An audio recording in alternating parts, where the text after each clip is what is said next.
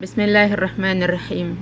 Alhamdulillahi rabbil alamin. Wassalatu wassalamu ala nabiyyina wa habibina Muhammad wa ala alihi wa sahbihi ajma'in wa man tabi'ahum bi ihsanin ila yaumiddin wa ba'du. Assalamualaikum warahmatullahi wabarakatuh. Magandang araw po sa inyong lahat mga kapatid sa Islam, mga mahal naming tagapakinig at taga-subaybay sa weekly madras natin every Friday. Dalangin ko kay Allah na lagi kayo napapaloob sa mabuting kalagayan at ilayo niya kayo sa anumang kapahamakan dito sa mundo at sa kabilang buhay. Ang napapalooban po sa atin na talakayan ay ang mga pagsamba ng ating mga puso na lagi natin rini-remind sa ating mga sarili na ito ay napakahalagang pagsamba dahil napakalaki ang kanyang gantimpala at napakagaan dahil hindi kumukuha o hindi bumabawas sa ating mga oras. Ang pagsamba ng puso mga kapatid sa Islam ay napag-aralan natin ang tatlo sa kanya. Yun ang Tauhid, Al-Iman at saka At-Ta'zim. Tapos lumipat tayo sa pang-apat na pagsamba ng mga puso na yun ang Mahabbatullah, ang pagmamahal kay Allah na kataas-taasan at kaluwalhatian. Napag-aralan po natin sa dalawang Friday na nakaraan ang katayuan ng pagmamahal kay Allah. Napag-aralan natin doon na ang pagmamahal ng puso natin kay Allah ay siyang ugat at kaluluwa ng ating pananampalataya. Ibig sabihin, kung gaano kalakas ang pagmamahal na ito ay ganyan kalakas at ganyan nabubuhay ang ating mga pananampalataya kay Allah subhanahu wa ta'ala. Ngayon naman po ay pag-aaralan natin sa abot ng itatawfiq ng Allah sa atin ang anwa'ul mahabba, ang mga klase o mga uri ng pagmamahal. Ang uri po ng mga pagmamahal ay 5. Una ay hubbullahi azza wa jalla, ang pagmamahal mismo kay Allah. Ibig sabihin, ang mahalin ng puso mo ang Allah. Pangalawa ay al-hubbu fillah, ang pagmamahalan sa landas ng Allah. Ibig sabihin, ang mahalin mo ang tao na wala kang ibang hinahangad, wala kang ibang purpose, kundi ang gantimpala ng Allah subhanahu wa ta'ala, dahil ang pagmamahalan sa landas ng Allah ay napakalaki ang kanyang gantimpala. Pag ang intensyon mo ay ang gantimpala ng Allah doon. Pangatlo pong klase ng pagmamahal ay al-hubbul fitariyut tabi'i, ang pagmamahal na normal o di kaya likas na pagmamahal. So lahat po ito tatalakayin natin mamaya sa maabot ng oras natin o pagkakasyahan ng oras, ididetali natin ito mamaya.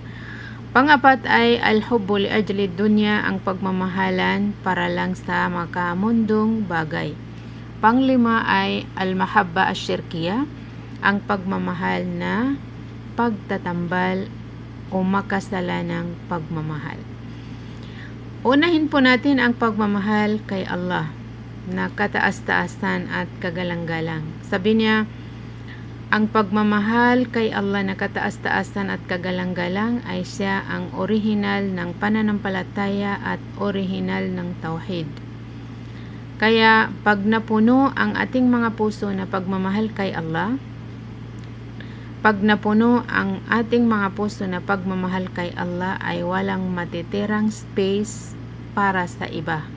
Para sa ibang mamahalin ay walang matitira sa kanya.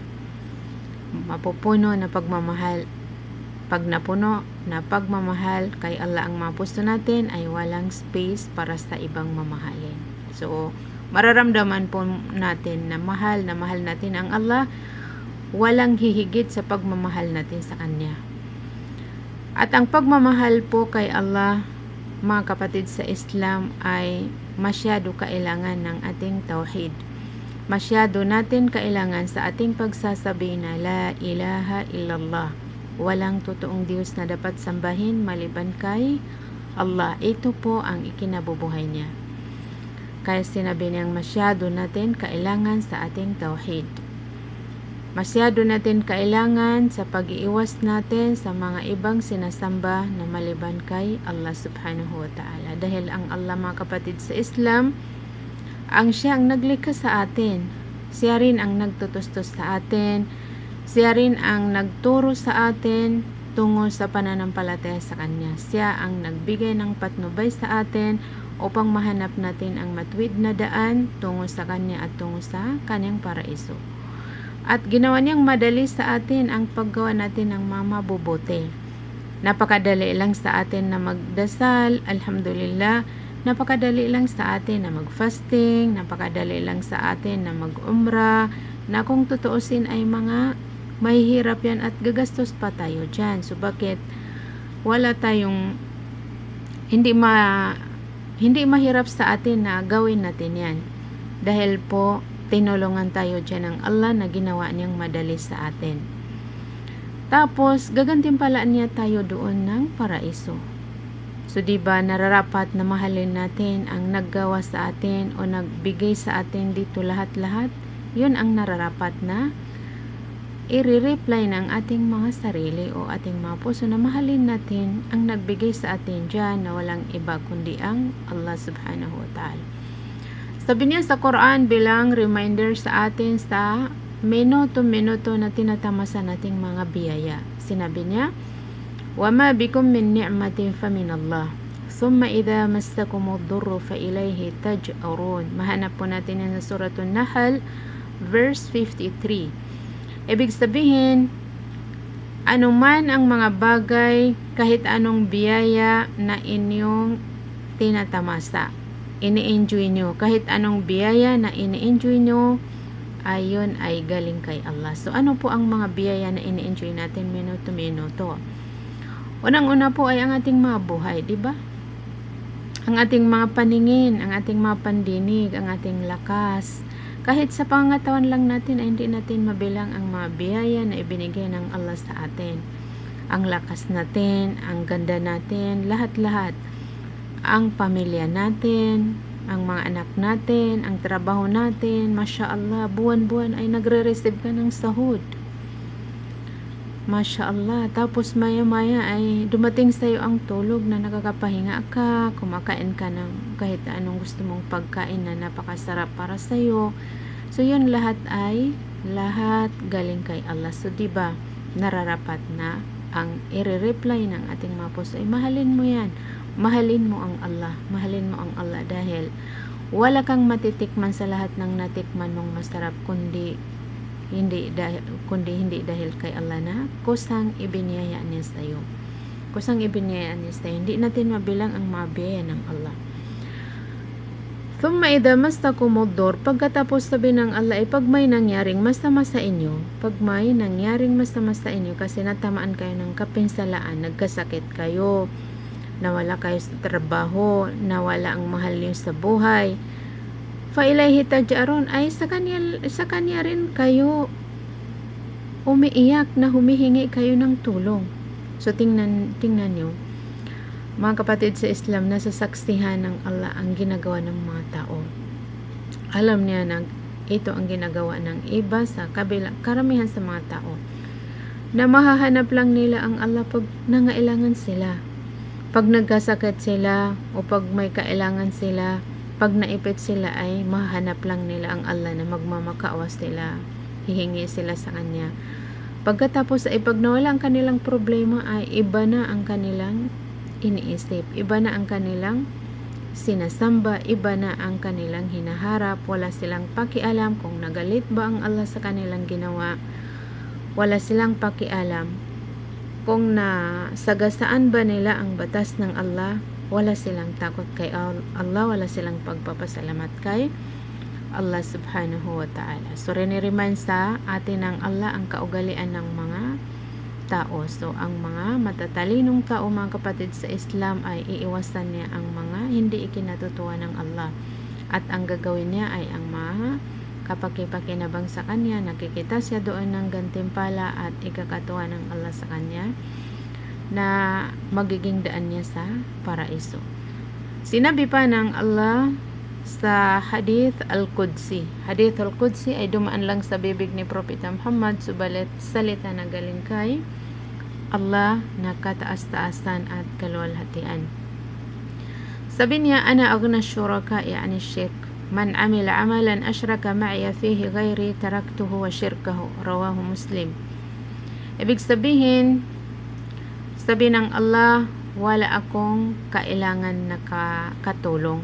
Hindi ko kailangan ang suporta, hindi ko kailangan ang tulong, hindi ko kailangan ang kahati sa anumang aking trabaho o pagsamba sa akin. Bakit po hindi kailangan ng Allah ang tulong o kahati? Kasi kayang-kaya niya. Hindi niya kailangan na may kahati siya sa paglikha ng anumang kanyang nilikha. Hindi niya kailangan ang kahati o katulong sa pagtutustos niya sa atin o pagsusubaybay niya sa atin. Kaya hindi rin kailangan ng Allah na bigyan natin ng kahati sa pagsasamba natin sa Kanya. Kaya sabi niya, karugtong ng hadith na ito ay sinuman. Man amila amalan, sinuman ang magtrabaho ng trabaho na ipinagtambal niya ako doon, binigyan niya ako doon ng kahati, ay taraktuhu wa shirkahu, iiwanan ko siya at ang ipinagtambal niya sa akin. Ibig sabihin, hindi tatanggapin ng Allah ang trabaho na may kahati siya doon. Malalaman ng Allah mga kapatid sa Islam kung may kahati ba siya sa ginawa natin o wala. Paano po niya malalaman? Kasi siya ang may-ari sa puso natin eh.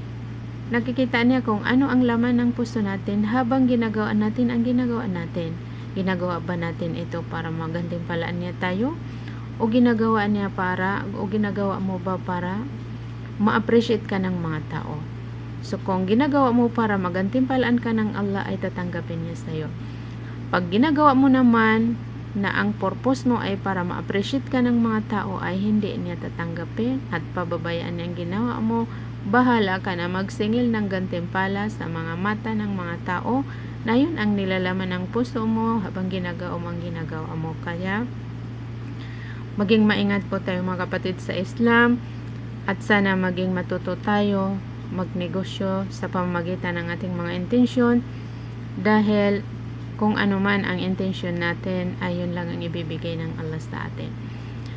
Punta tayo sa pangalawang klase ng pagmamahal, na yun ang al-mahabba at tabi'iyya, ang normal na pagmamahal. Likas po ng mga tao na mahal natin ang mga mabubuti, lalo na ang mga mananampalataya kay Allah na mahal nila gumawa ng mabuti. Lahat ng mabuting trabaho, nakikita sila doon ang gantimpala ay mahal nila, gusto nilang gawin. At ayaw po nila ang mga masasama at mga maruruming trabaho at salita. Ang pagmamahal na ito ay likas ng ating mga puso. Mahal din natin kumain, mahal din natin uminom, yun lahat ay mga normal. Mahal natin ang mga magulang natin, ang mga asawa natin, ang mga anak natin, ang mga kapatid natin, ang mga kaibigan natin, at iba pang likas ng mga puso natin na mahal natin. So, ito mga kapatid sa Islam ay okay lang na mahalin ng mga puso natin. So, balit, ang pagmamahal na ito mga kapatid sa Islam, pagmamahal ng mga puso na normal, yung nabanggit natin ay ibtila, ibig sabihin pagsubok sa atin. Pagsubok po ito sa atin na tinitingnan ng Allah kung hindi ba natin ipagpapalit kay Allah subhanahu wa ta'ala. Although na ipinahintulot ito sa atin ay may mga limitasyon. May limitasyon ang pagmamahal sa mga magulang, may limitasyon ang pagmamahal sa mga anak, may limitasyon ang pagmamahal sa pagkain, sa pag-inom, sa kayamanan at iba pa. So pag nasubrahan po ay naging kasalanan. Pangalawang inonotice po natin dito mga kapatid sa Islam ay although na normal na pagmamahal ay kaya nating i-divert sa pagsamba kay Allah subhanahu wa ta'ala. Paano po natin i-divert? Kaya po natin i-divert kung ang isa sa puso mo sa pagmamahal mo sa mga nabanggit natin ay para magantimpalaan ka ng Allah, para matuwa ang Allah sa iyo, tulad ng pagmamahal mo sa dalawang magulang mo. Likas po yan kasi kahit hindi Muslim ay mahal niya ang magulang niya. Kahit ang hayop ay mahal niya ang magulang niya, mahal din niya ang anak niya. Likas po natin yan. So, ang mananampalataya po ay kakaiba. Dahil kung ang iisipin mo sa pagmamahal mo sa magulang mo at iba pang minamahal mo ay para magantimpalaan ka doon ng Allah, ay double purpose. May makukuha kang gantimpala sa pagmamahal mo dyan, na magiging tulay mo sa katuwaan ng Allah sa iyo at maging tulay mo tungo sa paraiso. Sinabi ng propeta, innamal a'malu binniyat, innamal a'malu binniyah, wa innamal likulli imri'in ma nawa. Ang consider lang nagagantimpalaan ng Allah sa mga trabaho ay kung kailan ka naghangad ng gantimpala. Kaya kailangan lagi natin refresh ang ating mga puso, lalo na bago tayo magsimula magtrabaho, na ano kaya ang purpose ko dito. Kasi ang gagantimpalaan lang ng Allah na trabaho ay kung kailan mo naisip o hinangad ang gantimpala ng Allah. Halimbawa, sasabihin na, tutulong ako para magantimpalaan ako ng Allah. So, yun ang makukuha mo doon. Kung ang iniisip mo ay tutulong ako para ma-appreciate ako ng mga tao, ay yun lang ang makuha mo na ma-appreciate kanila. Subalit, yung saving mo sa kakabilang buhay ay wala. Wa innamal likulli imri'in ma nawa, at ang igagantimpala lamang sa mga tao ay kung ano ang kanilang inisip. Kaya kailangan natin matuto mag-isip o matuto mag-intensyon sa anumang ginagawa natin. Tulad halimbawa, kung tutulong ka o di kaya magbibigay ka ng pasalubong, ay pwede mo damihan ang intensyon mo doon para matuwa ang bibigyan mo, dahil yun ay ikinakatuwa ng Allah na pag ipasok mo ang kaligayahan sa isang tao sa pamagitan ng pagbigay mo sa kanya ng kunting bagay o pagtulong mo sa kanya o kahit ano pa man dyan, ay napakahalaga yan kay Allah. Ibig sabihin, malaki ang gantimpala mo dyan. So, isa yun sa pwede nating intensyon na lagi natin nare-remind sa mga lecture natin. So, pangalawang pwede mong intensyon sa pasalubong mo sa kanya ay para mamahal niya ako, para hindi niya ako mastiraan, para hindi niya ako makontra. So, lahat mo yan makukuha dahil sa hadith na ito, na ang igagantimpala lamang sa tao ay ang inisip niya. Ibig sabihin, pwede tayo mag-intensyon ng maraming mabuti. So, yun ay trabaho ng ating mga puso. Trabaho ng ating mga puso.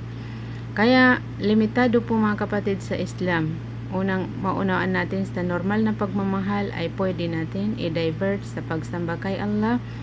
Pangalawa ay hindi natin pwedeng sobrahan. Hindi natin pwedeng sobrahan ang pagmamahal natin sa mga nabanggit, dahil pinagbalaan ng Allah ang mga taong sinusobrahan nila, pinagpapalit nila sa kay Allah subhanahu wa ta'ala. Sabi niya, qul in kana aba'ukum wa abna'ukum wa ikhwanukum wa azwajukum wa ashiratukum wa amwalun iqtaraftumuha wa tijaratun takhshawna kasadaha wa masakin tardawnaha ahabba ilaykum min Allahi wa rasulihi wa jihadin fi sabilihi fatarabbasu hatta ya'ti Allahu bi amri wallahu la yahdi al-qawmal fasiqin.